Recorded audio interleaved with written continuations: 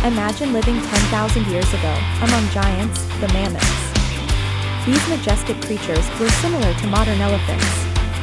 The woolly mammoth, a species well known for its thick fur, was built for harsh icy climates. Their long curved tusks were not just for show, they were used for digging in the snow for food. Mammoths lived in groups, led by the oldest female, much like elephants today.